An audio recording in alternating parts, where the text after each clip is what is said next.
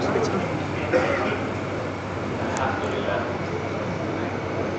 والصلاة والسلام على رسول الله سيدنا ونبينا محمد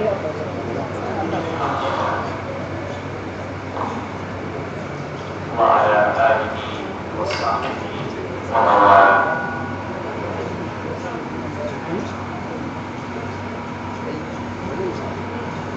Muna miƙa gaisuwa ga dukkanin ‘yan uwa da suka halarci wannan majalisi mai albarka.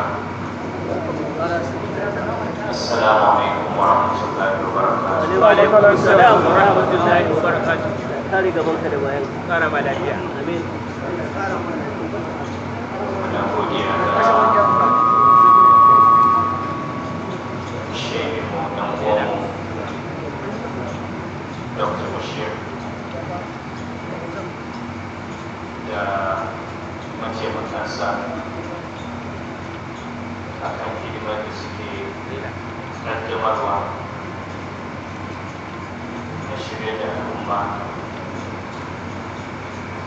da karantar da su ayoyin Allah da nizar mazan Allah sallallahu alaihi wasallam da fatan cewa a wannan wata mai albarka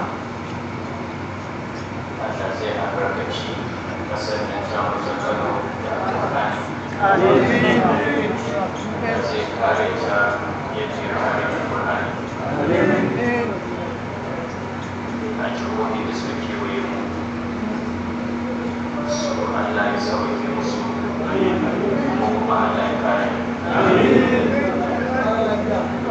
abin da za mu ci wa al'umma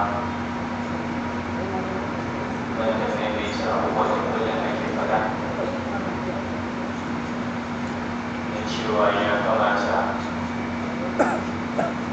kamar yadda akan mustawa da martabarsa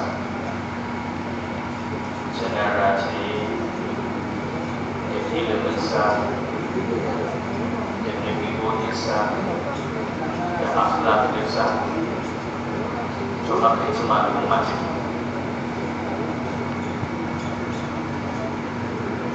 girman Kano da martabar Kano da ɗaukakar ta za su amfana idan muka yawaita mai da hankali a kan ilimi musamman na yara da tarbiyya da kuma gyara hali. A wannan lokaci muna roƙon ‘yan uwa sai da addu'a cewa abubuwan da muke ji a wajen malamai Allah ba mu ikon amfani da su. Amin. Suka dami al'ummarmu na yunwa, talauci da tashin hankali Allah ya kawo mana sauki.